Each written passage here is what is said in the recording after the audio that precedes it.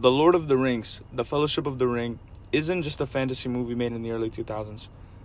Its purpose was to reflect the anxieties and hopes and the fears of the early 2000s. So how did it accomplish doing so?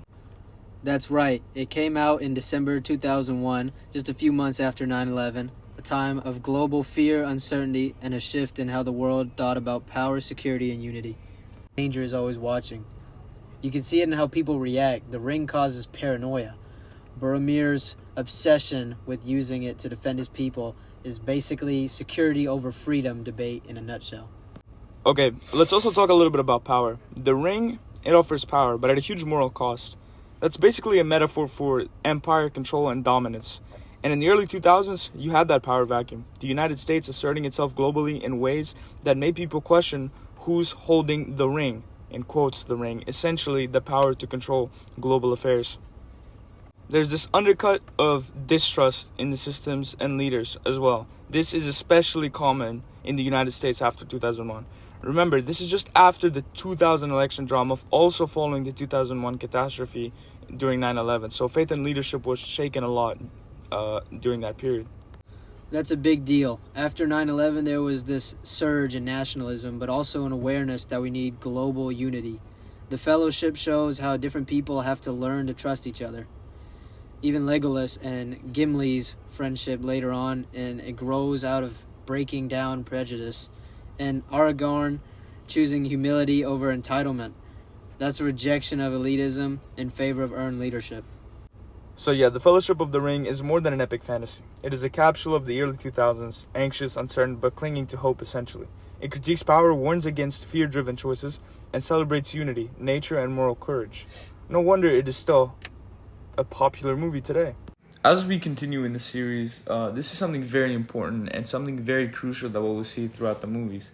Directors and actors that make these movies both play a part in this, and it's kind of this subtle element that they choose to include in every single movie and through various parts of the plot. So, for example, as I just mentioned, the fellowship itself in the movie plays a crucial role in the representation of global unity, which started in the 2000s. I mean, global unity did take a life.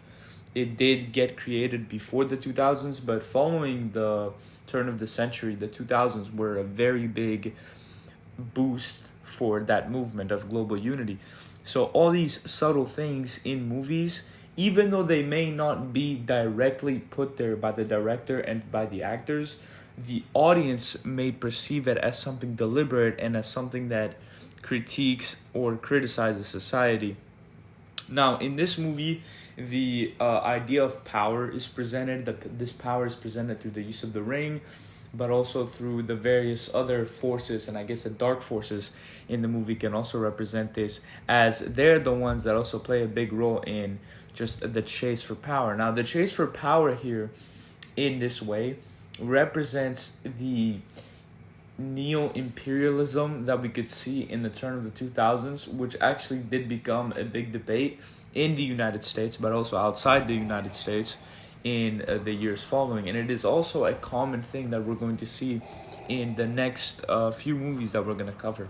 It is kind of just this, and this movie in of itself serves as kind of a stepping stone for the rest in terms of the message that it portrays, because the evolution of the situations in society in the 2000s, from 2000 to 2020, is very much visible from the big hit movies in pop culture, which is why we are going to move forward with this series with our next movie in the next episode. Thank you. Stay tuned.